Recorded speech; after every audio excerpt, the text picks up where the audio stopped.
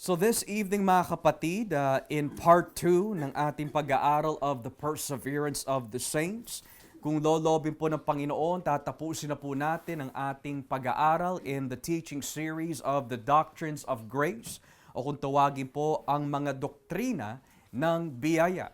Of course, you come to learn about each letter, and again, we are dealing with part 2 ng letter P, ng doctrine po of tulip na kung tawagin, the perseverance of the saints, the preservation of the saints, the eternal security of God's elect, or yung pinaka-popular na pamagat, but mostly misinterpreted by many, yung once saved, always saved. Now, sa ating huling pag-aaral, tinalakay po natin yung mga teksto na nagbibigay po ng napakalinaw na patotoo na ang kaligtasan po ay hindi nawawala. Subalit, kung babasahin lang po natin saglit mga kapatid, ang aklat ng Kawikaan, Kapitulo 30, the book of Proverbs, chapter 30, we're going to be doing a more hermeneutical study this evening in our approach of the defense of the perseverance of the saints. In Proverbs chapter 30, beginning at verse 5, ito po ang sinasabi ng salita po ng Diyos. Sa Kawikaan, Kapitulo 30, talatang 5. Ang bawat salita ng Diyos ay tunay na mapagkakatiwalaan. Siya ay tulad ng panangga sa mga umaasa ng kanyang pag-iingat. Verse 6, huwag mong dadagdagan ang kanyang mga salita. Dahil kung gagawin mo ito, sasawayin ka niya at ipapakita ni ikaw ay sinungaling. In English, every word of God is flawless. He is a shield to those who take refuge in Him. Do not add to His words, or He will rebuke you and prove you a liar. So bakit po natin una binasa po ang Proverbs 30 sa ating approach ng ating pag-aaral nitong evening? Because sa isang banda, kung natatandaan po natin mga kapatid, may nabanggit po tayo along the lines of the Q&A na kung tawagin po, the analogy of the faith. At sa pag-aaral po ng tinatawag na analogy of the faith or originally analogia fidei, ang ibig sabihin po ng paraan ng pag-aaral po na ito is this.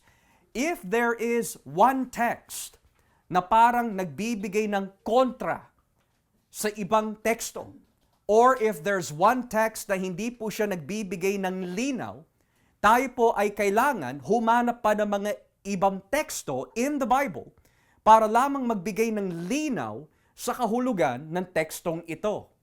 Halimbawa, on the positive side, kung tatanungin po natin ang mga ilang teksto, can salvation be lost? Ayon po sa John 10:28 to 30, ito po ay imposible. Ang kaligtasan kailanmay hindi pwede mawala. Dahil ito po ay iniingatan ng anak, iniingatan din po ito ng ama, dahil sila ay nagkakaisa sa pagbibigay proteksyon sa kaluluwa ng mga tupa ng Diyos. Moreover, ang nagpatotoo din po ay si Pedro. Ayon po sa 1 Peter 1 verse 5 na pag-aralan po natin last time, the reason why hindi pwede mawala ang kaligtasan ng mga mananampalataya dahil protektado po ito ng kapangyarihan ng Diyos. So it's quite clear that in the testimony of several passages in the Bible, ang kaligtasan ay hindi pwede mawala. Moreover, we've also come to learn in the book of Hebrews 7:23 to 25 that the reason why ang kaligtasan ay hindi po pwede mawala ay dahil ang nananalangin ho para sa atin ay kailanmay hindi na ho mamamatay. At yan po ay si Kristo. Kung saan nakalagay ho dito na kayang-kaya ni Kristo iligtas to the very end ang mga lalapit sa Kanya. Because He will never die. At ang argumento po doon in that chapter is mas higit si Kristo kesa po sa mga lumang tipan na pare. Na kada sila po ay namamatay, kailangan palitan at may tatayo na naman pumuli. Pero dahil po namamatay ang mga ito, kailangan may mas higit na pare na lilitaw. And that is of course the Lord Jesus Christ. So we can talk about many more things, and the last one we could also say that in Romans 8:29 to 30, napakalinaw ang lahat ng itinalaga ay tinawag. At lahat ng tinawag ay ginawang matuwid. At ang lahat ng ginawang matuwid ay balang araw bibigyan ng karangalan. That is what we would call the golden chain of redemption. Meron po siyang isang sequence in redemptive history sa plano ng Diyos na hindi pwede mabalik, hindi pwede mawasak, hindi pwede mahadlangan. So, when we talk about giving the answer to the question, ang kaligtasan po ba ay nawawala? Napakalinaw in these 4 passages and several more na tinalakay po natin last Friday, imposible mawala ang kaligtasan. Gayunpaman, when we use the analogy of the faith, when we look at the alleged negative, may mga ilang teksto naman mga kapatid na parang nagbibigay ho ng pahiwatig na ang kaligtasan ay nawawala. So, simulan po natin dito sa aklat po ng Exodus chapter 32. Let us read Exodus chapter 32 and let us read verse 32. Exodus chapter 32 verse 32. Ano po yung mga ginagamit na mga ibang Kristiyano na para po sa kanila, ang kaligtasan po daw ay pwede mawala? Exodus 32 verse 32. Ang sabi po ng Biblia, pero ngayon, patawarin niyo po sila sa kanilang mga kasalanan. Kung hindi niyo sila mapapatawad, burahin na lang ninyo ang aking pangalan sa aklat na sinulatan nyo ng pangalan ng iyong mga mamamayan. Sumagot ang Panginoon kay Moises, kung sino ang nagkasala sa akin, ang pangalan niya ang buburahin ko sa aklat ko. In English of verse 33, the Lord replied to Moses, whoever has sinned against me, I will blot out of my book.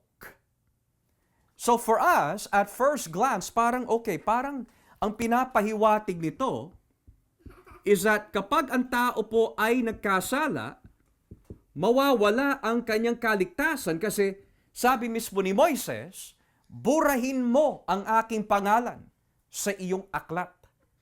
And then sinabi pa ni Yahweh in verse 33, yes, ang sino man nagkasala sa akin, buburahin ko from my book. Pero hindi pa ho natapos diyan. Let's go to the book of Psalm, chapter 69. Psalm 69. We need to look at these passages and to be fair sa ating mga kapatid po na Arminian that do hold this view na pwede po daw mawala ang kaligtasan. Psalm 69 beginning at verse 28. Salmo 69 talatang 28. Tignan niyo po ang nakalagay. Burahin niyo sana ang kanilang pangalan sa aklat ng buhay at huwag isama sa talaan ng mga matuwid. In English, may they be blotted out of the book of life and not be listed with the righteous. Ngayon, kung titingnan lang po natin, ang isang teksto at hindi po natin aalamin kung bakit po yun nasabi, kung ano po yung patotoo ng mga ibang panteksto in the Bible, parang ang pinapahiwatig po nito is that, teka lang, aklat ng buhay siguro ang tinutukoy doon. So para ho sa ganyang klaseng interpretation, pwede pala mabura ang kaligtasan ng mga tao mula po sa aklat ng buhay. But notice mga kapatid, that these texts are located where? in the Old Testament. So now you want to ask the question, ano po ang ibig sabihin po ng salitang book? What did it mean when the Old Testament authors stated the very words, book, your book, ang aklat po ninyo? Anong ibig sabihin po ni Yahweh nung sinabi po niya in the Old Testament, ang sino man po magkakasala sa akin ay buburahin ko from my book. In the Old Testament, it is true, may sariling aklat po si Yahweh, na kung tinatawag po madalas, the book of the righteous, the book of life, which of course we see in the book of Revelation, we see in the book of Philippians, binabanggit po yun. Pero hindi lang po book of life ang tinutukoy din po in the Old Testament. Meron din po tinatawag book of registrars or book of names in Israel. At ano po ang ibig sabihin po ng book of names or book registrars in Israel? It means that nung sinaunang panahon, usually ang lahat ng mga nabubuhay sa loob po ng mamamayan ng Israel, ang kanilang pangalan ay nakalista sa aklat ng mga taong buhay pa. Pero the moment na namatay ang mga ito, or the moment na sila po ay inalis mula sa kampo, buburahin ang kanilang pangalan doon sa listahan ng mga Israelita. Na paano ho natin malalaman ho yun? By using the analogy of the faith, dahil ang sabi po in the positive, ang kaligtasan ay hindi pwede mawala. Ang sabi naman po in the negative, parang nawawala. So dahil binasa natin kanina sa Kawikaan 30, ang bawat salita ng Diyos ay mapagkakatiwalaan, hindi pwede magkabanggaan ang dalawang ito. Because that would appear that God is inconsistent.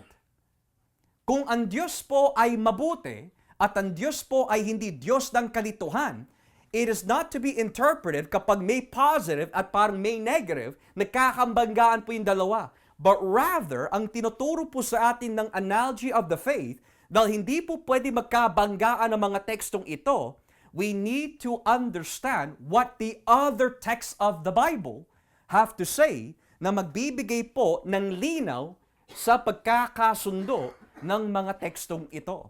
So basahin po natin ang Ezekiel chapter 13. Ezekiel, saan natin nakukuha yung tinatawag na names of Israel? The book of names of Israel. Ezekiel chapter 13, and let us read mga kapatid in verse 8 and following. Ezekiel chapter 13 verses 8 to 9. Sabi ho dito, kaya ako, ang Panginoong Diyos ay nagsasabi, nakakalabanin ko sila dahil kasinungalingan ang mga hula nila at hindi totoo ang kanilang mga pangitain.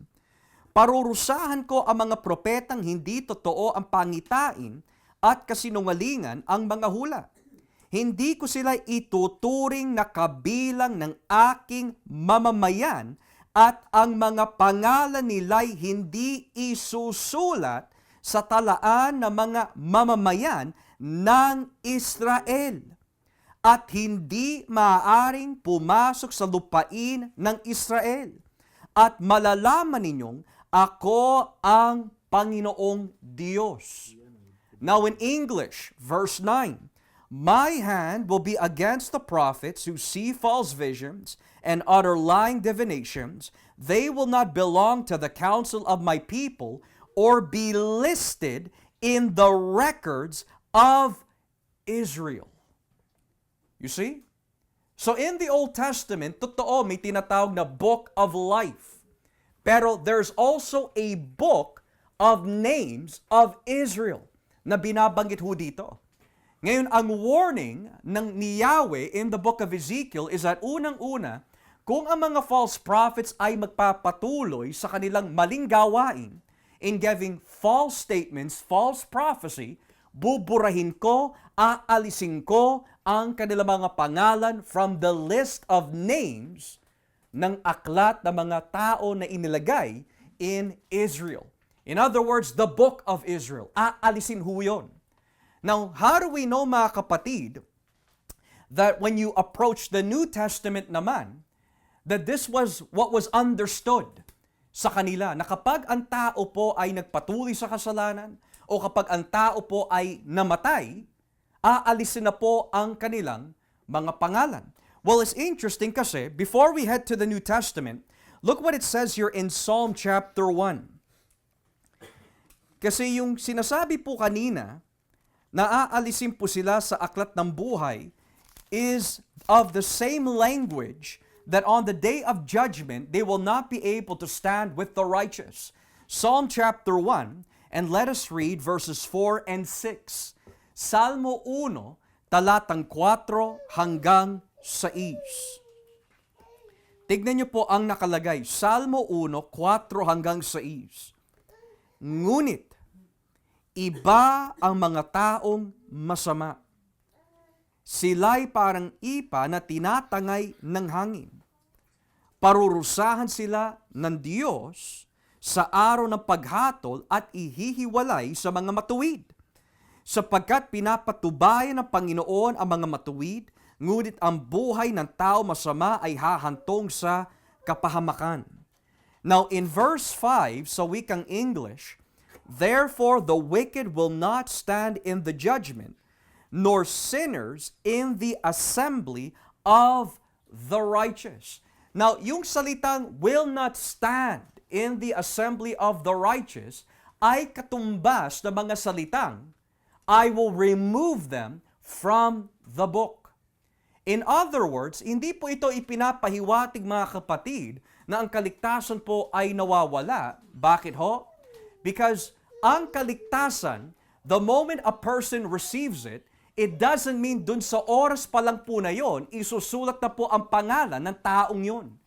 But rather, the reason why ang mga tao ho ay tumatanggap kay Kristo, na born again, is because of the fact nakasulat na ang kanilang pangalan sa aklat ng buhay, kailan? Bago pa man likhain ang mundo. Now, how do we know? How do we know that? That ang tao ho na, let's say for example, hindi sumasampalataya. How do we know that when a person does not believe in Christ, the reason why hindi po sila sumasampalataya ay dahil nga ang kanilang mga pangalan noon pa man ay hindi na nakasulat? Well, I want you to turn with me in Revelation chapter 13. Revelation chapter 13. How do we know, mga kapatid, that when a person does not believe, even to the very end, it is the result of not having their names in the book of life. Revelation 13, verse 8. Tignan niyo po ang nakalagay. Revelation 13:8. Sasambahin siya ng lahat ng tao sa mundo na ang mga pangalan ay hindi nakasulat sa aklat na listahan ng mga taong binigyan ng buhay na walang hanggan, bago pa man likhain ang mundo, ang mga pangalan nila ay hindi na nakasulat sa aklat na ito na hawak ng tupang pinatay. Now, why is that important to read? Because ang katuruan po ng mga iba is kapag tinanggap po na isang Kristiyano ang kaligtasan, doon palang isusulat ang kanyang pangalan sa aklat ng buhay. At kapag siya naman po ay tumiwalag, buburahin naman on that very hour and second ang kanyang pangalan sa aklat ng buhay. The problem is, however, hindi yon ang itinuturo ng buong testimony ng kasulatan.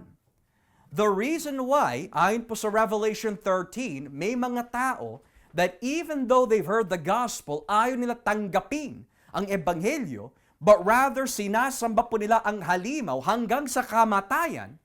Sabi ho dito, because their names were already not found or written in the book of life. Kailan? Bago pa man likhain ang mundo. So when we take the overall testimony of Scripture, Exodus 32, Psalm 69, and all the positives na binabanggit po dito ay hindi po pwede may i-apply sa mga tunay na mananampalataya.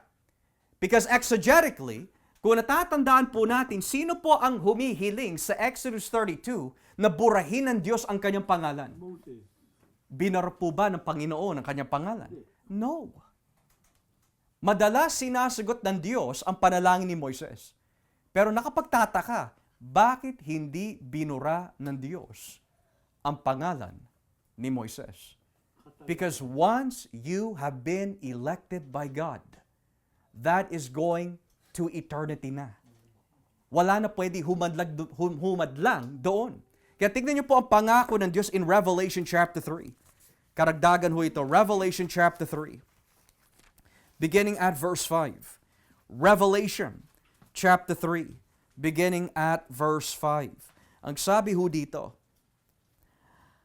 ang magtatagumpay ay bibihisan ng puting damit at hindi ko aalisin ang pangalan niya sa aklat na listahan ng mga taong binigyan ng buhay na walang hanggan. Ipapakilala ko sila sa aking Ama at sa kanyang mga anghel na sila ay mga tagasunod ko. Now, bakit po sinabi ho ito in Revelation 3:5? Kagaya nga po na ipinaliwanag ko ho sa inyo kanina, in the Old Testament, let's say, tayo po ay mga Israelita.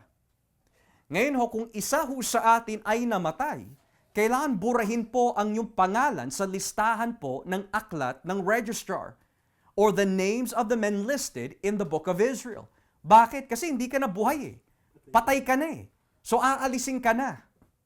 Pero dito, ang pangako ng Diyos, contextually, ang mga magtatagumpay, meaning kung ikaw ay papatayin dahil sa iyong pananampalataya, and you will not backslide, you will not surrender your faith to the pagans, when you die, bagamat na ang katawan mo ay sunugin po nila, gawin po nila whatever they want to do, pero ang iyong pangalan, ang iyong kaluluwa, kailanmay ay hindi maalis mula sa aking kamay. That's the point of Revelation 3:5.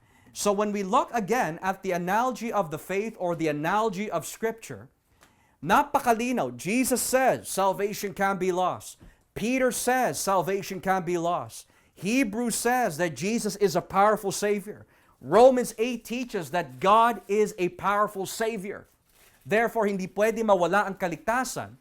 So pagdating po sa mga parang negative, halos lahat ng binabanggit po dito ay walang kinalaman po sa mga Kristiyano, kundi sa mga taong ayaw sumunod sa Diyos.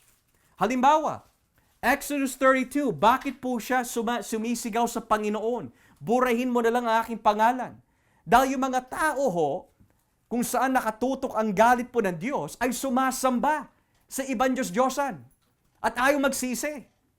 Well, ano po nangyayari dito sa Psalm 69? Mga Kristiyano po ba ang tinutukoy ho dyan? Hindi ho. Ang tinutukoy po dito ng may awit of Psalm 69 is, Lord, kailan niyo po hahatulan yung mga masasama? Burahin niyo po sila from the registrar. Burahin niyo po sila so that they will not stand in the assembly of the saints. So wala ho silang kinalaman sa mga mananampalataya. They refer to people who are disobedient, who have heard the law of God, that are idolaters, that do not want to repent of their sins. So context and the analogy of the Scriptures, the analogy of the faith, ay napaka-importante. Now here's another one. Ito rin po ay madalas din na ginagamit ng mga ibang Kristiyano na para ho sa kanila, ang kaligtasan po daw ay nawawala. John 15. Now, if you kindly turn with me in John 15, look at what Scripture says, beginning at verses 1 and following. John chapter 15, verses 1 and following. Sabi ho dito, mga kapatid, sinabi pa ni Jesus, ako ang tunay na puno ng ubas, at ang aking Ama ang tagapag-alaga. Pinuputol niya ang aking mga sangang hindi namumunga, at nililinis niya ang bawat sangang namumunga para lalo pang mamunga. Malinis na kayo dahil sa mga salitang sinabi ko sa inyo. manatili kayo sa akin at ako'y mananatili sa inyo. Hindi makakapamunga ang isang sanga malibang nakakabit ito sa puno. Ganoon din naman, hindi kayo makakapangpamunga kung hindi kayo mananatili sa akin. Ako ang puno ng ubas at kayo ang aking mga sanga. Ang taong nananatili sa akin at ako rin sa kanya ay mamumunga ng marami. Sapagkat wala kayo magagawa kung hiwalay kayo sa akin. Ang hindi nananatili sa akin ay tulad ng mga sangang itinatapon at natutuyo. At pagkatapos ay tinitipon at inihahagi sa apoy para sunugin. Now, one of the first things ang tinitignan po dito is branch not abiding. So yan po ang madalas na tinitignan. A branch not abiding, a branch that does not bear fruit, ay pinuputol at inihahagi saan? Sa apoy. Pero it's interesting dahil sa Tagalog, ilang beses po ginapit yung salitang nananatili. Nananatili. Nananatili.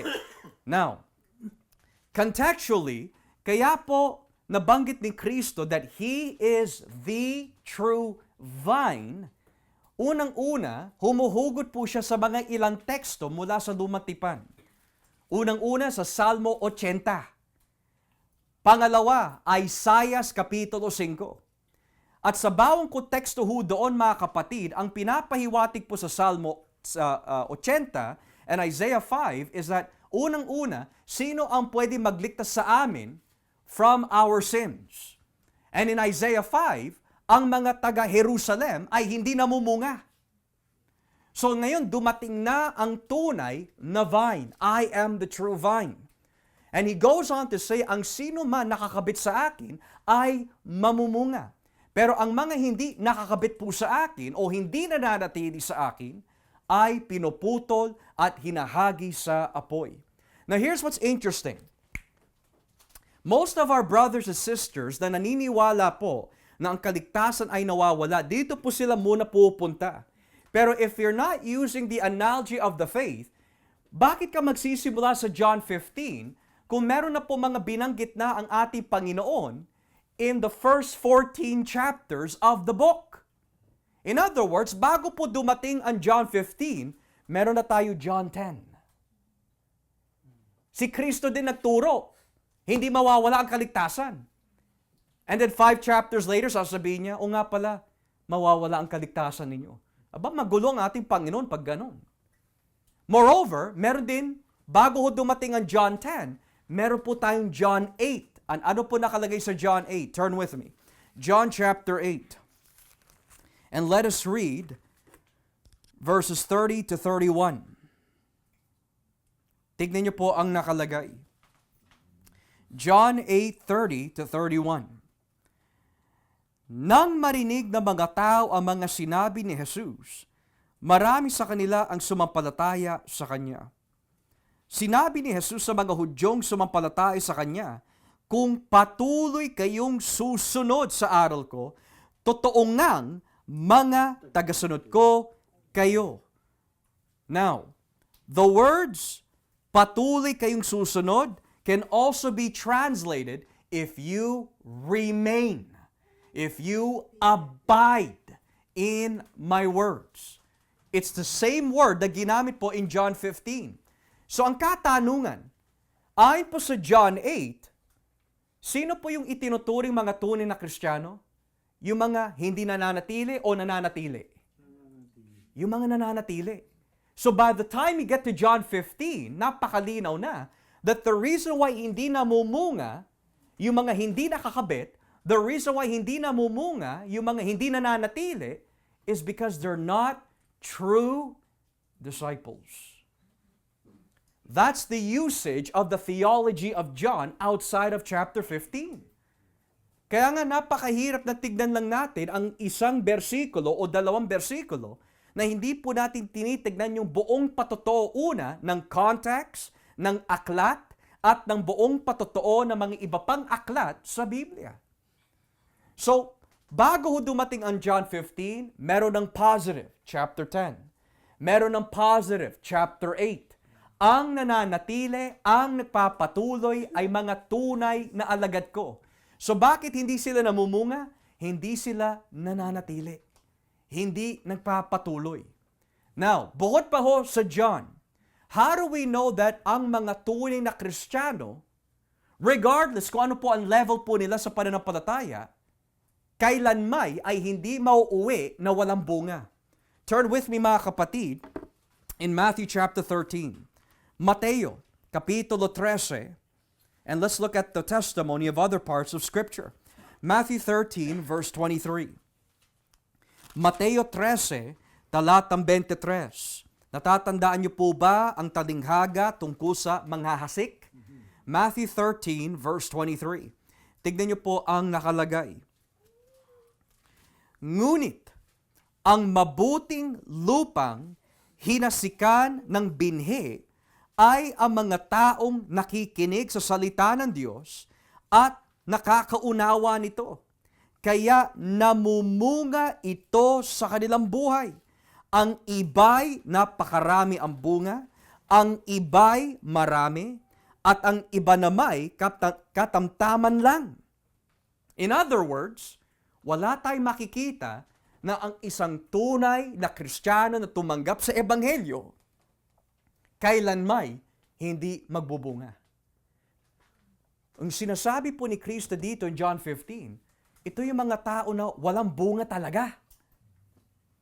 Now, if the testimony of Scripture says that ang mga tunay na Kristiyano ay namumunga at ang mga tunay na Kristiyano ay mananatili, then John 15, when it says that ang mga hindi nananatili sa akin ay hindi namumunga, sa gayon, kailangan putulin, sino kaya yung mga sanga na tinutukoy niya ho doon? It is most likely, mga kapatid, the unbelievers in Jesus' day, the Jews of Jerusalem. Because in Isaiah 5, Ezekiel 15, Psalm 80, when you come to look at it, the context is for Jerusalem. Save us, O God. Save your city. Save Jerusalem. Pero kitang-kita din po natin sa Isaiah 5, Ezekiel 15, that ang mga ito ay susunugin. Bakit? Because hindi sila namumunga. They do not believe in the Messiah. So, ang tunay na Kristiyano, he will sin. He will fail.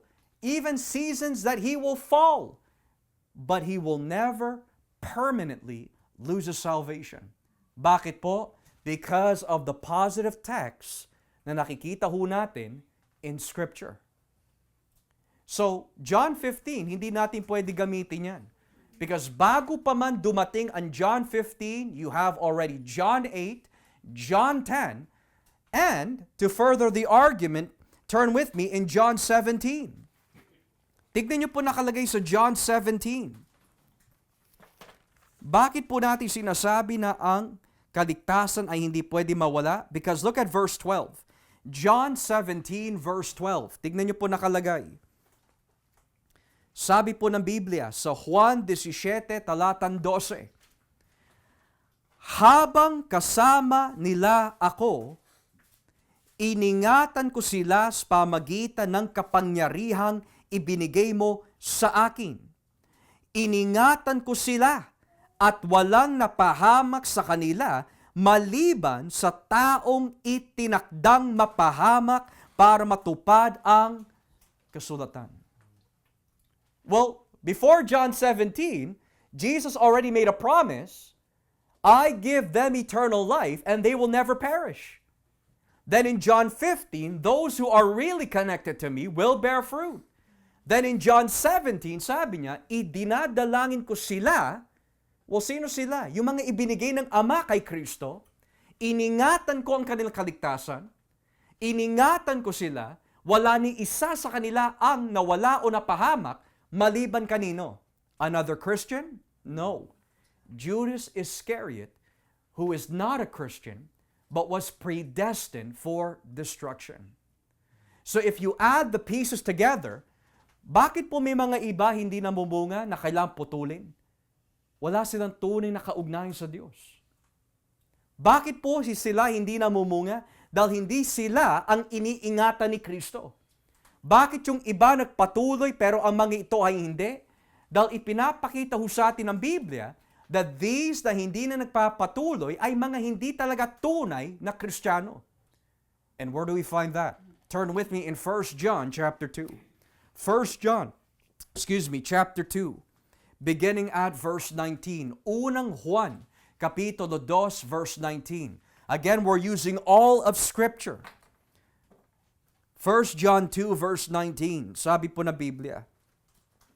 So tungkol po ito sa mga antikristo na ayaw tanggapin na si Kristo po ay nagkatawang tao. Sabi ho in verse 19, kahit naging kasama natin sila noong una, hindi sila tunay na kabilang sa atin. Sapagkat kung tunay na kabilang sila, nananatili sana sila sa atin. Ngunit ang pagtiwalag nila ay nagpapakita na hindi talaga sila kabilang sa atin. Well, what's the key word there? Kung sila'y kabilang sa atin, here's the key word, mananatili sila. Well, ayon po sa mga nakita natin kanina, sino po yung hindi namumunga? Yung hindi nananatili. Sino yung mga hindi tunay na alagad? Yung mga hindi nagpapatuloy. Nang ibig sabihin, John 15 cannot be used to support the doctrine na ang mga tunay na Kristiyano na pinili ng Diyos bago pa man likhain ang mundo, who are filled and sealed with the Spirit, will one day lose their salvation when they fall. Kasi napakalinaw ho dito, ang tunay na Kristiyano, even though he fails and sins in severe ways, dahil nangako ang Diyos that He will protect His sheep, ang gagawin ng Espiritu Santo, He's going to help that sheep of God who has failed to repent of their sins and get right with God. So hindi hahayaan ng banal na Espiritu that in our lowest times, pabayaan po niya tayo in our sin. Because meron po kasunduan ang Ama, ang Anak at ang Espiritu Santo that not one sa mga pinili po nila ay mapapahamak. That's why mga kapatid, nagpapatuloy pa rin ho tayo. Not because of your own strength. Hindi dahil may nagpalakas ho sa inyo. But rather, ang nagpapalakas, ang nagpoprotekta ho sa iyong mga kaluluwa ay si Kristo. That is why you are continuing in the faith. Now, with that being said, we're going to deal with the last text that I find to be, of course, a very difficult text at first glance, and that is the book of Hebrews chapter 6. In Hebrews chapter 6, this is by far perhaps the number one text na ginagamit po ng mga ilang Kristiyano na nagpapatunay po na ang, or at least para sa kanila, ang kaligtasan ay nawawala. Let us read verses 4 and 6. Hebrews chapter 6, verses 4 and 6. Tignan niyo po ang nakalagay po dito. Hebrews chapter 6, verses 4 and 6. Sabi ho, upang hindi natin siya talikuran, sapagkat kung tatalikuran ng isang tao ang Diyos, hindi na siya mapagsisisi at mapapanumbalik pa sa Diyos. Naliwanagan na ang pag-iisip niya, nakatikim na ng mga biyaya mula sa langit, tumanggap ng banal na Espiritu or bahagi or participated, nakatikim na ng kabutihan dulot ng salita ng Diyos at nakadama na ng kapangyarihang iahayag sa huling araw. Pagkatapos, kung tumalikod pa rin siya sa Diyos, hindi na siya mapagsisisi at mapapanumbalik sa Diyos dahil para na rin niyang ipinakong muli sa krus at dinala sa kahihiyan ang anak ng Diyos. Now, I must admit mga kapatid, this is a very difficult text. Why? Because there are certain words na binabanggit po dito. Unang-una, it uses the words here, naliwanagan. Okay? It uses the words naliwanagan. Then the second word na ginamit po is naranasan ang biyaya. And then, ginamit po dito, naging bahagi ng banal na Espiritu.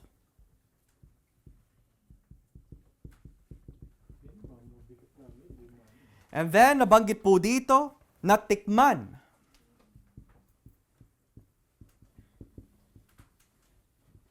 ang salita ng Diyos. So, hindi natin pwede baliwalain kung bakit po ito ang ginagamit ng ating mga kapatid na Armenian, kung bakit dumilitaw para sa kanila na ang kaligtasan po ay nawawala. Well, look at the language. Naliwanagan. Naranasan ng biyaya. Naging bahagi ng banal na Espiritu. Now, in our translation ng Tagalog, nakalagay tumanggap. But a more literal translation would be naging bahagi sa Espiritu Santo. Natikman ang salita ng Diyos. Well, at first glance, sino po ba ang pwede makaranas po ng ganyan? Christians. So it's a very difficult text. Mapapaisip ka talaga na, in light of all of this, and in light of yung mga paliwanag po dito, mapapaisip ka talaga dito because the language seems to imply these are true Christians. Kung mananatili lang po tayo sa versikulo 4 at 6. Pero dahil po we need to learn the whole context, and we also have to look at yung argument in the previous chapter, kailangan po natin i-collect yung mga data na yan. Unang-una, bakit po ito nasabi ng may akda ng Hebrews? Well, para maunawa po natin ang chapter 6, kailangan po natin unawain muna ang chapter 5, beginning at verses 11 and following. Itaas po ang basa in chapter 5, verses 11 hanggang pababa. Sabi ho dito, marami pa sana kaming sasabihin tungkol sa mga bagay na ito, pero mahirap ipaliwanag dahil mahina ang pangunawa ninyo. Dapat mga tagapagturo na sana kayo dahil matagal na kayo sa pananampalataya. Ngunit hanggang ngayon ay kailangan pa kayong turuan ng mga panimulang aralin tungkol sa salita ng Diyos. Katulad pa rin kayo ng mga sanggol na nangangailangan ng gatas dahil hindi nyo pa kaya ang matigas na pagkain. Ang mga nabubuhay sa gatas ay mga sanggulpa at walang muwang, kung ano mabuti at masama. Ngunit ang matigas na pagkain ay para sa mga sapat na gulang na at alam na kung ano mabuti at masama. Now let's pause here. Tinapos po na may akda ang chapter 5 by saying, ang tatagal nyo na sa pananampalataya. Bakit pa kayo nahihikayat na tumalikod pa sa Diyos dahil inuusig kayo? Dapat alam nyo na yung mga aralin na yan, you should be progressing in your understanding of the gospel. Pero ang nangyayari, dahil inuusig kayo, natatakot kayo, you are shrinking back. Hindi na kayo mga sanggol. You should be eating meat dahil matagal na kayo sa pananampalataya. So that's the context of chapter 5. Pagdating po natin sa chapter 6, verse 1, tignan niyo po nakalagay. Kaya, so it's continuing the argument of chapter 5, kaya bilang matatagal nang sumasampalataya, dapat na nating iwan ang mga panimulang aralin tungkol kay Kristo at magpatuloy sa mga malalalim na aralin. Huwag na tayo magpabalik-balik pa sa mga aral tungkol sa pagsisisi at pagtalikod sa mga bagay na walang kabuluhan at tungkol sa pananampalataya sa Diyos. Mga aral tungkol sa bautismo, pagpapatong ng kamay sa ulo, muling pagkabuhay ng mga patay, at paghahatol ng Diyos sa magiging kalagayan ng tao magpakailanman. Sa halip kung loloobin ng Diyos, magpatuloy tayo sa malalalim na aralin. So notice this, chapter 5 verse 11 ay nagpapatuloy hanggang chapter 6. So ang kausap po na may akda ng Hebreo are the same people na kinakausap niya kanina in chapter 5. Kailangan lumalago kayo. Hindi kayo nananatili sa isang doktrina tapos titiwala kayo balang araw. So in light of that context, kaya po niya nasabi ang verses 4 and following, upang hindi natin siya talikuran, kasi yun nga po ang kahinaan nila, sapagkat kung tatalikuran ng isang tao ang Diyos, hindi na siya mapagsisisi at mapapanumbalik pa sa Diyos. Now let's pause here. This is something na madalas na nakakalimutan din ng ating mga kapatid sa kabilang kampo. Totoo, naliwanagan, naranasan, naging bahagi, natikman, these are very heavy words na parang nagpapahiwatig na ang kaligtasan ay nawawala.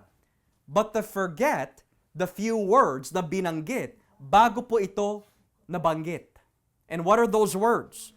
Well, verse 4 says, kung tatalikuran ng isang tao ang Diyos, it says in English, it is impossible. Or, sa Tagalog, hindi na siya mapagsisisi at mapapanumbalik pa sa Diyos. Now, ang mga kapatid po natin na Armenia naniniwala that kapag ang tao po ay nag-backslide, there is always hope na siya'y manumbalik. Naniniwala din po tayo mga kapatid. Let's say for example, nag-backslide si Joshua. God forbid, halimbawa lamang. Nag-backslide po ako for 2 years. Pero kung ako'y pinili ng Diyos, even the Armenians would agree, habang may buhay, there's always hope na manumbalik. The problem, however, of that theology in this text is that, sabi na po na may akda, imposible na mapanumbalik pa siya. So this is not about salvation being lost. It's speaking about a person in light of chapter 5. Kung alam nyo na yung tungkol sa Ebanghelyo, kung alam nyo na tungkol sa mga bagay na ito, parang kayo hinalintulad sa isang tao na maraming alam tungkol sa Ebanghelyo, pero hindi na nagpatuloy kay Kristo. He's giving them a severe warning. Huwag mong gagayahin yung mga ibang tao that know all of these things, pero balang araw, hindi na nagpatuloy. So in light of that, we also know mga kapatid, na hindi ang mga ito ay tumutukoy sa mga Hebrews na kinakausap po ng may akda na mawawala po ang kanilang kaligtasan.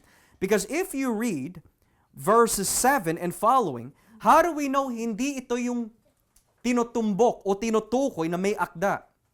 But rather, he believes that they are saved. Sabi po niya in verse 7, tulad tayo ng lupang pinagpapala ng Diyos, na matapos tumanggap na masaganang ulan ay tinutubuan ng mga halamang pakikinabangan ng magsasaka.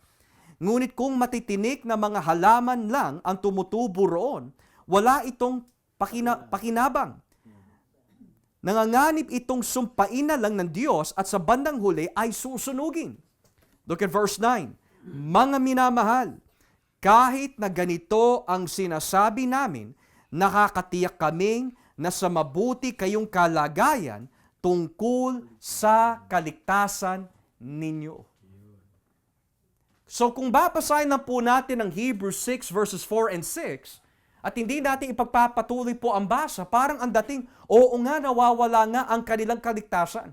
Pero ang problema nga, sabi na po na may akda, kung may isang tao na ganito, he's not saying na sila nga ito, but he's saying kung may isang tao na ganito, imposible na siya'y magsisi, imposible na siya may restore, pero mga kapatid, hindi kayo ang tinutukoy ko dito dahil nakakatiyak ako na kayo'y nasa mabuting kalagayan. That's the context. Now, with that being said, now that we know the context, ang tanong, how do you deal with these words? Naliwanagan.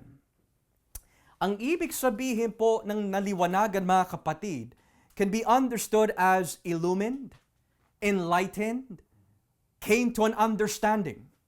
Pero ang tanong, ang lahat po ba ng naliliwanagan ay ligtas? Well, kung dito lang po tayo titingin, lahat ng naliwanagan ay ligtas. Not according to the scriptures. Turn with me in John chapter 1 verse 9.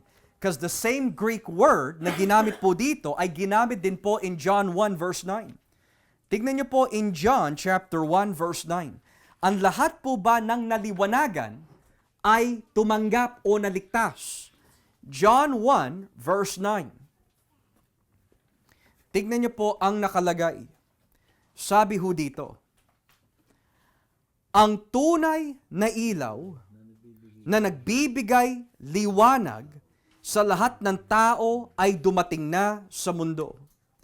Naparito siya sa mundo at kahit na nilikha ang mundo sa pamagitan niya, hindi siya kinilala ng mundo. Well, yung ginamit po dito, dumating na ang liwanag, is the exact same Greek word na ginamit po dito. Now, what does that mean? The same word na ginamit sa Hebrews 6 ay ginamit din in John 1 at ito'y nagtuturo sa atin, hindi porket ginamit po yung salitang naliwanagan, this always means na ang tao po ay nabuksan. Ang ibig sabihin din ng naliwanagan is, narinig nila ang salita ng Diyos. Naunawaan nila ang kahulugan ng mensahe, pero dahil po hindi tinanggap, sabi po in verse 10, hindi po nila kinilala si Jesus. Here's another example, mga kapatid. Turn with me in 2 Peter chapter 2. How do we know na ang tao po na naliwanagan does not necessarily mean sila'y naligtas or na born again? 2 Peter 2 verses 20 hanggang 22. Tungkol po ito sa mga false prophets. Ikalawang Pedro 20, ikawalang Pedro 2, talatang 20 hanggang 22. 2 Peter 2 verses 20 to 22. Ang mga taong nakakilala na kay Hesukristo, na Panginoon at tagapagligtas, ay tumalikod na sa kasamaan ng mundo. Ngunit muli silang bumalik sa kasamaan at maging alipin muli nito. Mas masahol pa sa dati ang magiging kalagayan nila. Mas mabuti pang hindi na nila natagpuan ang landas patungo sa matuwid na pamumuhay. So there's an enlightenment here. Kesa sa natagpuan ito at talikuran lang sa bandang huli ang mga banal na utos na ibinigay sa kanila.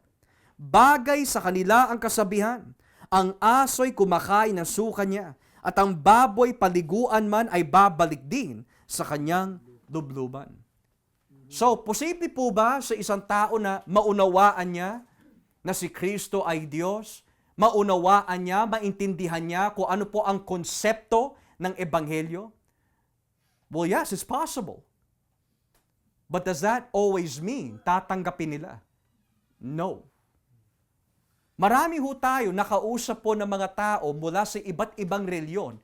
They understand our gospel from an intellectual standpoint. They understand what we believe. They understand what we teach. Kanina nga po, may kausap po kami. Tinanong niya, ano ba ang paniniwala niyo? Well, ito yung paniniwala namin. Okay, nauunawaan namin kayo. We believe that also. We understand. Meron din po kami nakausap at a different place. Iba naman po ang kanyang pananampalataya. He knows what I believe. Pero hindi porket alam niya, naliwanagan siya sa konsepto, nangangahulugan, tinanggap niya talaga ang Ebanghelyo. Maging ang ating Panginoon, nangaral po siya nangaral. Naunawaan ng mga tao yung kanyang sinasabi. Pero hindi nangangahulugan na porket naunawaan po nila ang mensahe, tinanggap nila ang mensahe. The reason why pinatay po si Kristo are for two things. Unang-una, naunawaan po nila ang mensahe ni Kristo at ito'y masakit at hindi nila kayang tanggapin. Pangalawa, hindi nila naunawaan kung sino talaga si Kristo bilang Lord of Glory, according to 1 Corinthians 2. So in other words, posible sa isang tao na maliwanagan in the sense, okay, I understand what you're preaching. I understand that all men are sinners. Pero hindi nangangahulugan that just because they understand, they believe it. Do you guys remember the parable of the sower? Natuwa sila sa mensahe. Ang problema, hindi nag-ugat. Tinanggap po nila. But when worries of life, riches, and concerns distracted their heart, hindi sila namunga. So posible na maliwanagan to a certain extent, pero hindi nangangahulugan, converted ang tawag doon. Kasi at the end of the day, hindi yung naliwanagan ka lang ang katibayan eh. Kailangan may bunga. Kung walang bunga, hanggang dito lang, hindi conversion ang tawag doon. So, naliwanagan. Now, pagdating po dito, naranasan ang biyaya, well, that's a big one too. Di ba, Brother Josh, ang nakaranas lang ng biyaya ay mga Kristiyano? Depende.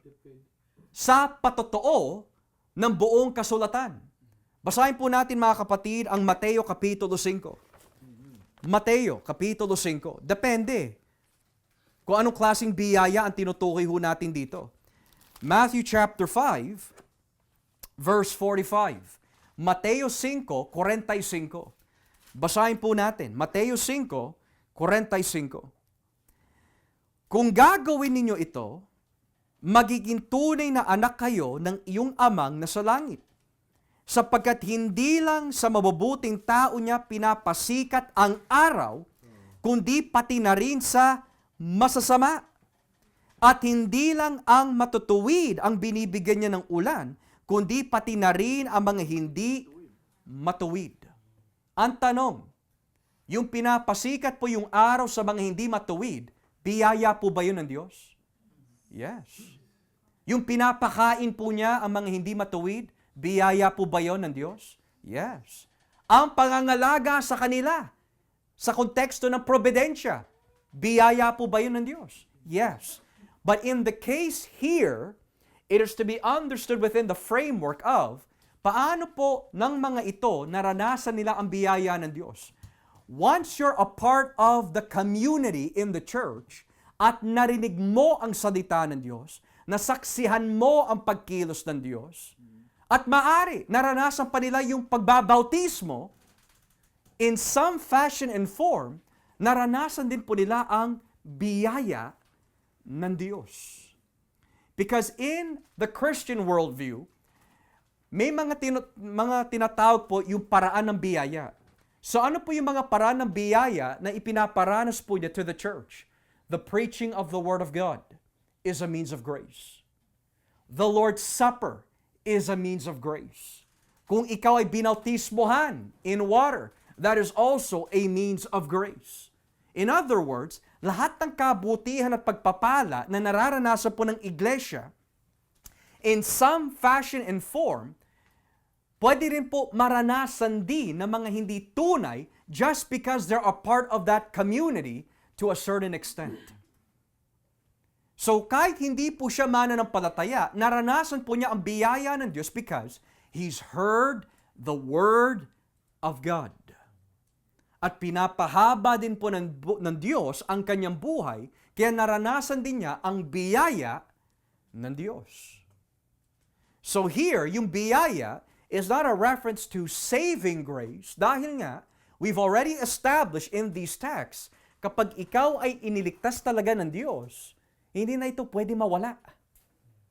Okay? Now, when we get to the third part, naging bahagi ng banal na Espiritu. This is a difficult one. Now, buburahin ko muna po yung negative side just so that there's room for me to explain further kung paano po gamitin yung salitang bahagi. So original, ito po ay nagmula po sa Greek word metakos. At tuwing ginagamit po itong salitang metakos in the book of Hebrews, we want to be fair here, tuwing ginagamit po yung salitang metakos, lagi po ito tumutukoy sa konteksto ng mga Kristiyano. Lagi. Every time that word is used in Hebrews. Okay? However, when it is used, it could be understood as shared, participated. Okay? Been a part of. So, the words sa Tagalog translation po natin na tumanggap sa banal na Espiritu is not really a very literal translation of this because it seems to indicate they've accepted the Spirit of God. Or they already have the Spirit of God. But a more stricter and literal translation would be, naging bahagi sila ng banal na Espiritu. Pero ang tanong, bahagi sa anong bagay? Bahagi sa kaligtasan na binigay ng Espiritu? Bahagi sa sealing ng banal na Espiritu? O naging bahagi in the sense sa pagkilos ng banal na Espiritu na kanilang nasaksihan? So we have to understand which of those categories are we referring to. Ngayon, in that light, let's say for argument's sake na naging bahagi nga po sila ng banal na Espiritu. But what does that mean in light of the entire Bible? Narinig niyo po ba mga kapatid yung katuruan tungkol sa blasphemy of the Holy Spirit? You've heard that already? So ano pong ibig sabihin ng blasphemy of the Holy Spirit? Ang buod po na paliwanag ng blasphemy of the Holy Spirit is this. Nagbigay na ang Espiritu Santo ng napakaraming ebidensya sa pamagitan ng pangangaral, sa pamagitan ng himala, sa pamagitan po ng mga hindi pangkaraniwan ng pagkilos, at sa katapusan, hindi mo pa rin tinanggap ang ebidensya na mumuso ka na sa banal na Espiritu. Now, let's read here in Matthew chapter 12. Matthew chapter 12. Matthew chapter 12, verses 27 to 32. Ano pong ibig sabihin na naging bahagi sila sa banal na Espiritu? Matthew 12, verses 27 to 32. Tignan niyo po ang nakalagay. Sabi ho dito, "At kung si Satanas nga ang nagbigay sa akin ng kapangyarihang magpalayas ng masasamang espiritu, sino naman ang nagbigay ng kapangyarihan sa mga tagasunod ninyo na nagpapalayas din ng masasamang espiritu? Sila na rin ang nagpapatunay na mali kayo. Ngayon kung nagpapalayas ako ng masasamang espiritu sa pamagitan ng Espiritu ng Diyos, nangangahulugan ito na dumating na sa inyo ang paghahari ng Diyos. Hindi maaari pasukin ng magnanakaw ang bahay ng malakas na tao kung hindi muna niya ito gagapusin. Ngunit kapag naigapos na niya, maaari na niyang nakawan ang bahay nito. Ang hindi kampi sa akin ay laban sa akin, at ang hindi tumutulong sa aking pagtitipon ay nagkakalat. Sinasabi ko sa inyo na ang lahat ng kasalanan pati na ang paglapastangan sa Diyos ay mapapatawad. Ngunit ang paglapastangan sa banal na Espiritu ay hindi mapapatawad. Ang sino man magsalita na masama laban sa akin na anak ng tao ay mapapatawad. Ngunit ang sino man magsalita na masama laban sa banal na Espiritu ay hindi mapapatawad kailanman." So bakit po yan ang kailangan po natin pag-aralan in light sa salitang naging bahagi? Ang mga Pariseo ay isang magandang halimbawa ng mga salitang naging bahagi sila. Paano po sila naging bahagi ng banal na Espiritu? Sa ganitong paraan, narinig nila ang katotohanan mula sa bibig ni Jesus. Pangalawa, nasaksihan nila, nagpagaling si Jesus.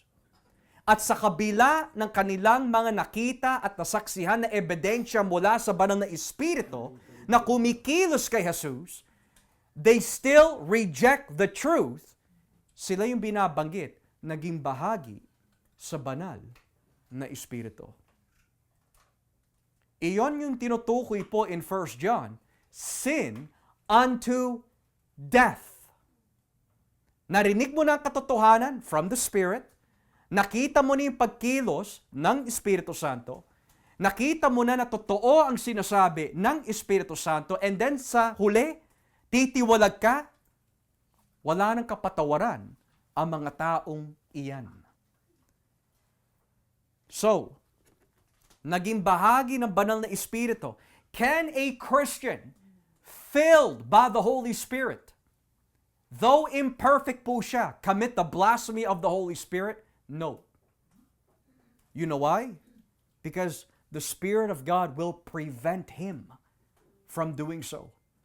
Yung mga makocommit ng blasphemy of the Holy Spirit are the people that never possess Christ. Kaya nga di ba sabi po ni Pablo sa unang Korinto 12, ang pwede lang magsabi na si Jesus ay Panginoon ay yung mga taong sumasa kanila ang banal na Espiritu. Ang mga ito hindi nila kinikilala na si Jesus ang Panginoon eh. Therefore, this cannot be applied to true Christians. Well, here's another one. Bago po tayo lumipat ho dito. Brother Josh, may kilala po ko mga well-known Bible scholars. They confess Jesus is Lord noon. Mga matatalino sila pero ngayon naging atheist na sila. Does that mean na wala sa kanila ang banal na Espiritu? Does that mean na wala sa kanilang kaligtasan? Again, you don't have to be born again to understand the concept of the gospel. You don't have to be born again para maging matalino ka in academics. Ang pinag-uusapan dito is, ang taong hindi na nagpapatuloy kay Jesus, ayon po sa patutuo ng Biblia, mga hindi tunay na alagad. So in light of naging bahagi sila ng banal na Espiritu, in short, kung may isa ho sa atin, halimbawa lamang po ito, wag sana loobin ng Diyos, halimbawa lamang ho ito, narinig mo na ang lahat ng katotohanan, patungkol kay Jesus, patungkol sa Ebanghelyo, 10 years down the road, you say, hindi ko na pinaniniwala ng mga bagay na ito. I'm gonna live for myself. Ngayon, ang buong iglesia, hinabol ka. Magsisi ka, manumbalik ka. Pero sinabi mo, ayoko. At dala-dala mo yung sagot na yun hanggang sa kamatayan. Ikaw yung tinutukoy na naging bahagi ng banal na Espiritu. In other words, you've heard everything, you've witnessed everything, tumalikod ka pa. You're not really possessing eternal life to begin with. Lastly, natikman ang salita ng Diyos. Well, I don't have to explain too much on this mga kapatid, pero I think one good example ng isang taong natikman at naging bahagi pa sa pagkilos ng banal na Espiritu is a man by the name of Simon Magus. Basahin po natin ang Acts chapter 8. Acts chapter 8 verse 17. Gawa Kapitulo 8, talatang 17 hanggang 22. Acts chapter 18. Chapter 8, verses 17 to 22. Acts chapter 8, Acts 8, verses 17 to 22. Gawa 8, 17 hanggang 22. Tignan niyo po nakalagay. Ipinatong nina Pedro at Juan ang kanilang mga kamay sa kanila at natanggap nila ang banal na Espiritu. Nakita ni Simon na sa pagpatong ng kamay ng mga apostol sa mga mananampalataya ay natanggap nila ang banal na Espiritu. Kaya inalok niya ng pera sina Pedro at Juan at sinabi, bigyan ninyo ako ng ganyang kapangyarihan para ang sino mang patungan ko ng kamay ay makatanggap din ng banal na Espiritu. Pero sumagot si Pedro sa kanya, mawala ka sana at ang iyong pera, sapagkat inakaakala mong mabibili ng pera ang kaloob ng Diyos. Wala kang bahagi sa gawain namin, dahil marumi ang puso mo sa paningin ng Diyos. Kaya pagsisihan mo ang masama mong balak at manalangin ka sa Panginoon na patawarin ka sa iyong maruming pag-iisip. Well, naging bahagi po si Simon sa pagkilos ng banal na Espiritu. Nakita niya eh. Narinig din po niya ang salita po ng Diyos. Pero hindi nangangahulugan na porket naging bahagi siya at natikman niya to a certain extent ang ipinapangaral ni Juan at Pedro, ligtas nga si Simon.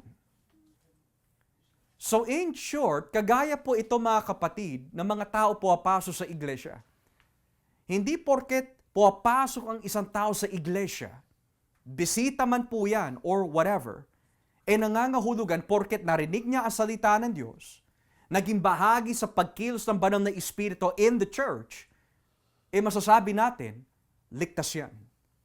Unless they make a confession of faith and unless they bear fruit of perseverance, hindi natin pwede sabihin, mga tunay nga yan. Ganyan din ang nais po ipakita ng mga negatives na nakita ho natin kanina. So that ultimately raises this question. Bakit po may Hebrews 6? Bakit po may John 15? Bakit po may mga babala sa bagong tipan? Kung, let's say for example, kung ang kaligtasan naman ay hindi nawawala, bakit kailangan may mga babala? Why is that needed? Well, a few reasons. Number one, to remove the fake. Yung mga hindi tunay. Natatandaan niyo po mga kapatid, sa isang talinghaga, may nagtanim ng wheat, neither. Sabay po sila, tumubo. Pero ano po sabi ng mga alagad? Ano, bubunutin na po ba namin, Panginoon? Sabi niya, wag. Hayaan mo sila. Dahil paghihiwalayin ko yung dalawa na yan on the final day. So why are there warning passages in the Bible? To remove the fake professors. Okay? In other words, hindi sila mga tunay. So aalisin sila ng Diyos. Habang tumatalas ang salita ng Diyos, habang tumatalas at bumibigat ang doktrina ng Biblia sa mga nakikinig, dito natin matitiyak kung sino talaga magpapatuloy. Those who are really in Christ ay mananatili. Yung mga hindi na kayang saluhin ang salita ng Diyos, aalisin na yan ng Panginoon. Pangalawa, to bring godly fear in the saints. So even though true Christians will never lose their salvation, why are there warnings? Because at times, nakakalimot tayo. And we need to be warned. We need to be reminded. Kailangan po tayo disiplinahin ng Panginoon through warnings. Kapatid, nanlalamig ka na. Kapatid, nakakalimot ka na. Ang mga tunay na alagad, hindi sila titiwala, kundi magsisisi agad yan at sisikapin magpatuloy. So, ang mga babala sa bagong tipan ay paraan din ng Diyos para lalo sila gisingin, ingatan, at patnubayan. So here we see, mga kapatid, the purpose of the warning passages is not that Christians will lose their salvation. It is to remove yung mga hindi tunay and to preserve yung mga tunay. Biro nyo, sa tagal na ho natin sa pananampalataya, ilang beses na po tayo dinisiplina ng salita ng Diyos. For some, nabugbog sa salita ng Diyos, nasugatan sa salita ng Diyos. Pero bakit ka nagpapatuloy pa rin? What's keeping you? It's because you have a faith na binigay po ng Diyos na kailanmay hindi mawawala. And that faith from God will preserve you to the very end. So with that being said, right before we come to a close, ang itinuturo po sa atin ng perseverance is that ang mga tunay na Kristiyano ay magpapatuloy hanggang sa katapusan. Yung mga hindi magpapatuloy, hindi sila mga tunay. Kaya nga, in several texts and these passages, after this we'll close, turn with me in Matthew 24. How do we know that yung mga magpapatuloy ay yung mga maliligtas? Matthew 24 verse 12. Tignan niyo po ang nakalagay, Mateo 24, talatang 12. Sabi ho, lalaganap ang kasamaan.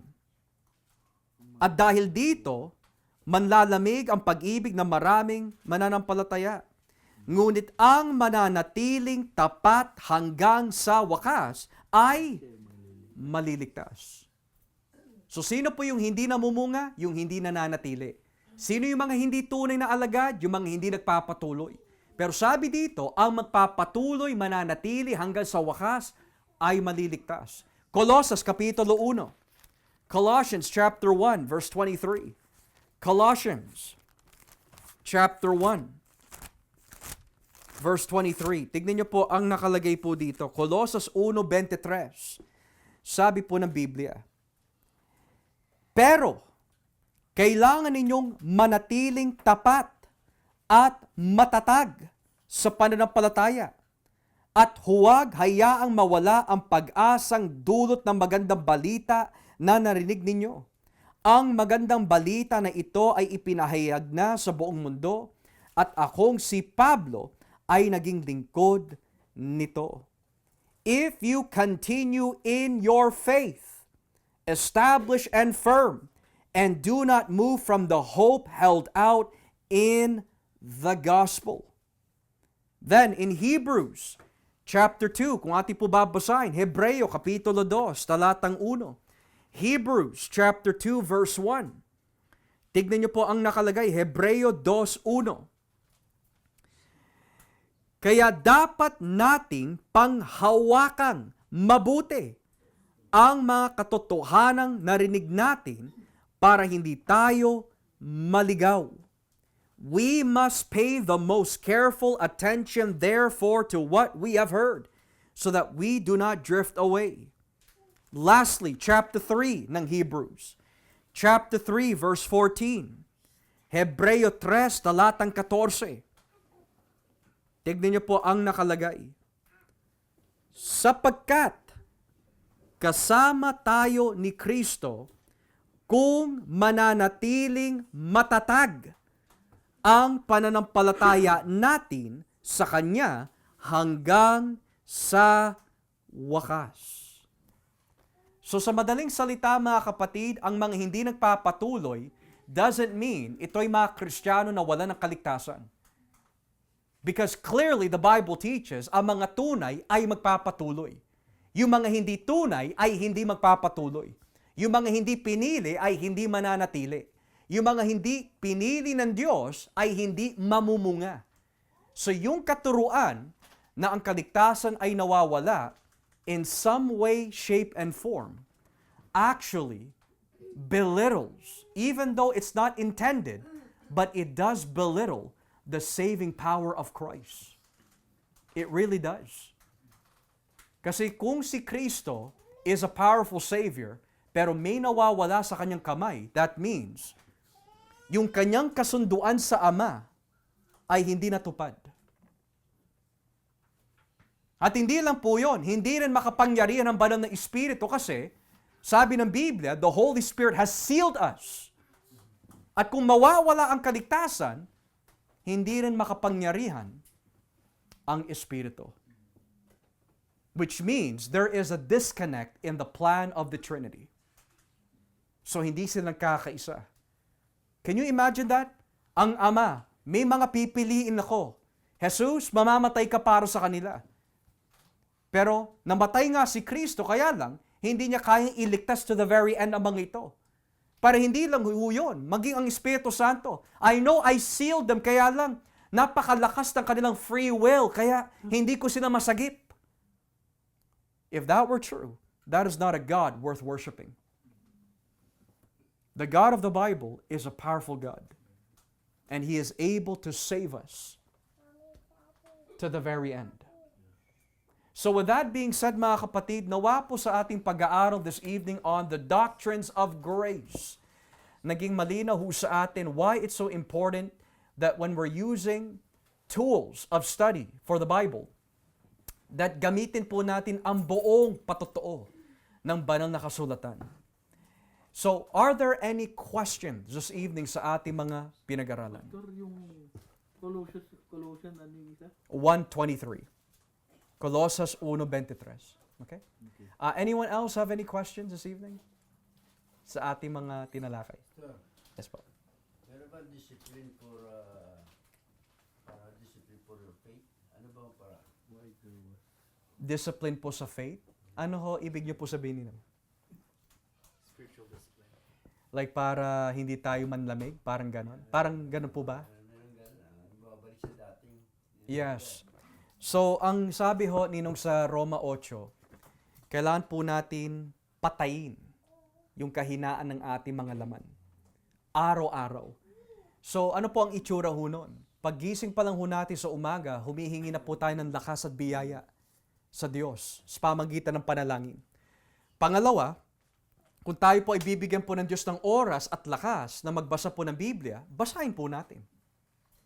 Lalo na kung may pinagdadaanan ho tayo, pag-aralan po natin yung mga sinasabi ng Biblia bilang gamot doon sa mga hinaharap natin.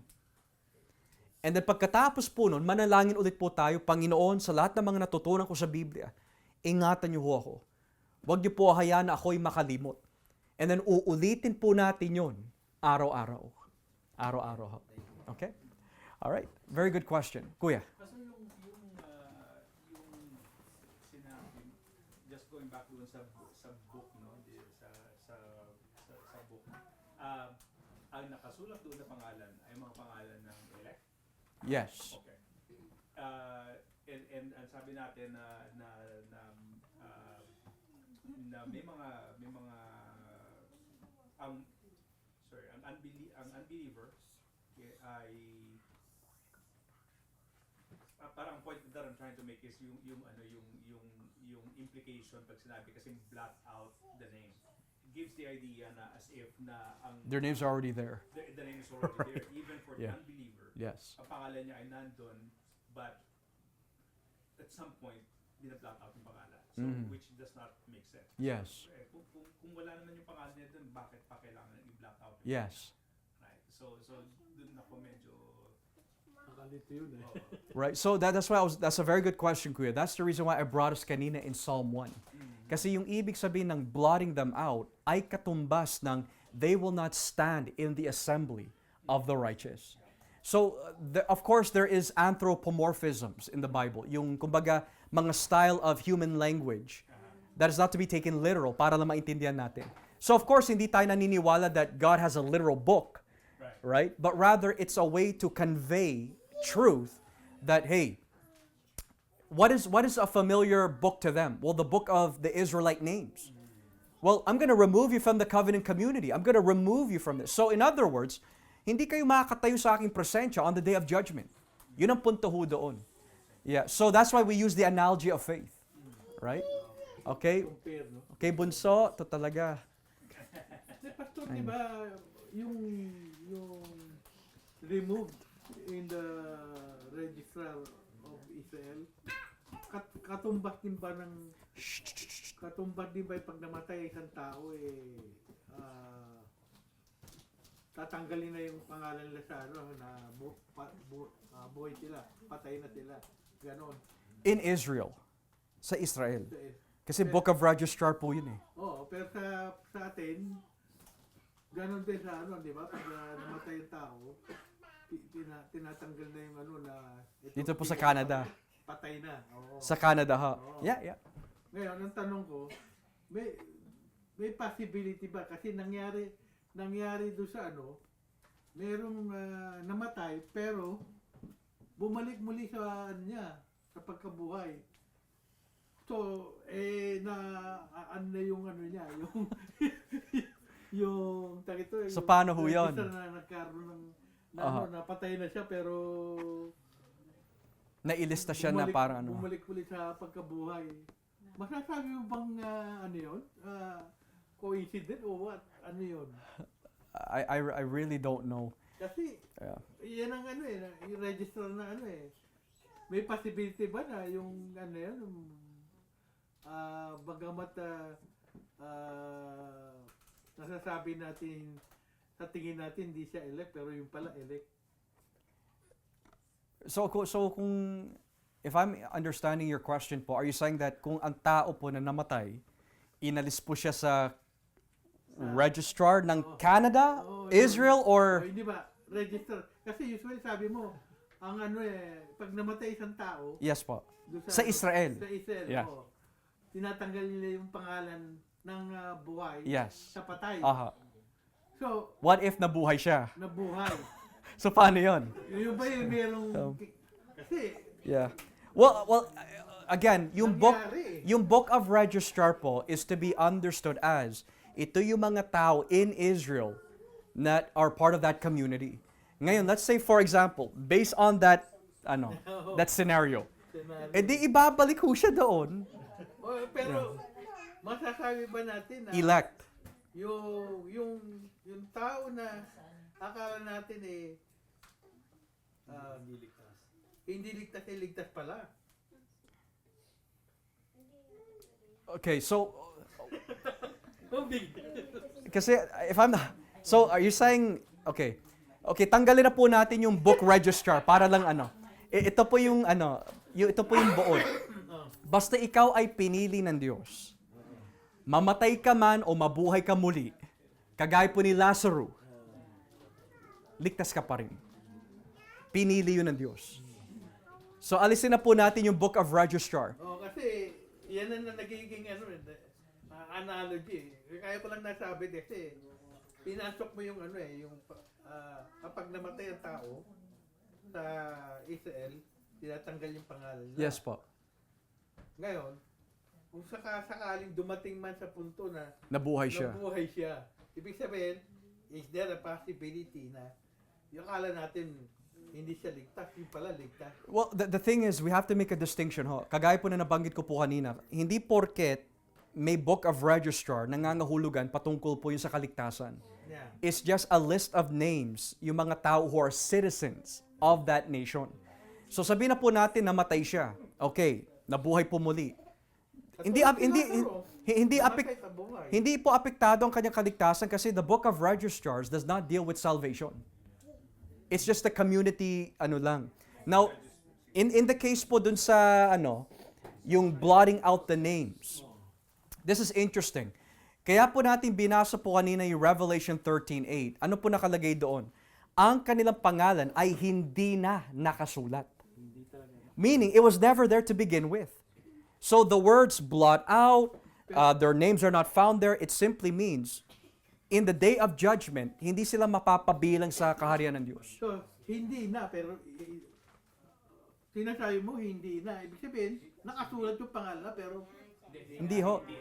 Ito ho nakalagay. hindi nakasulat. Hindi nakasulat bago paman likhain ang mundo. Yeah. Kasi at the end of the day, it's not a literal book. Could you imagine that? Okay, ligtas si Brother Edward. Naku, nagkasala, buburain ko. Okay, ligtas na naman. That's not how God is. Right? So, yeah. Parang pastor, na-remind ako tuloy dun sa kaso ni Rabbi Zacarias. Kasi parang Yeah. malaking pagtatalo yung Kaligtasan niya. sa tingin mo ba si Rabbi Zacarias ay nasa langit o hindi? Kasi parang he did what he was commanded to do. He spread the gospel. Maraming mga buhay na bago sa kanya. And then, behind the scenes, he was living a disciplined life. So, medyo nagkaroon ng was he saved in the first place? At ika nga, di ba, gaya ng lesson natin from the work of the Holy Spirit na in the Old Testament, yung Holy Spirit naman works with either, the Jews or even those who are not people of God, right? So, can that be interpreted na pwedeng ganun na nangyari kay Rabbi Zacarias? Or he can be clearly the example that we're looking at doon sa kanina. Tasted the Word of God, experience that is shared in the blessing of the Holy Spirit, blah, blah, blah. Parang it can be him, right? Or totally, alam mo yun, hindi Yeah.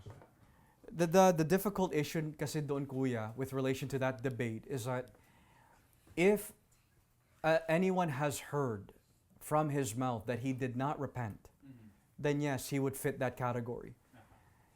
Pero it's hard to say kasi right before he died, no one really knows if he repented or not. We always have to give the benefit of the doubt that what if he did repent? Kagaya po ni Manasseh. He repented near the end of his life. So it's really hard to say. We'll have to leave that to the Lord. what we can say hypothetically would be, kung siya'y namatay na ganun nga ang kanyang buhay without repentance, Hebrews 6. But if he did repent, then it just goes to show that here's a man that lived a double life. For whatever reason, in God's wisdom, he allowed that. But ultimately, nagsisi siya in the end. Right? So at the end of the day, ang mabibigyan pa rin ng glory, yung biyaya ng Diyos sa kabila ng kanyang kasamaan. Yeah, it's a very difficult issue, kuya. Very difficult. Last question. Sige po, kuya. Pwede po ba natin idagdag dun sa yung reason for the warnings ba? Diba? Sabi natin, to remove fake professors, to bring godly fear and say, and also that we would examine ourselves. Yeah, absolutely. And that's why it brings godly fear. Yeah, that's Yeah. yung sabi ni Paul, diba? Examine. Examine yourselves whether you are in the faith. Yeah. So parang it could be one of the use of the warnings that Absolutely. every now and then kailangan natin Paluin.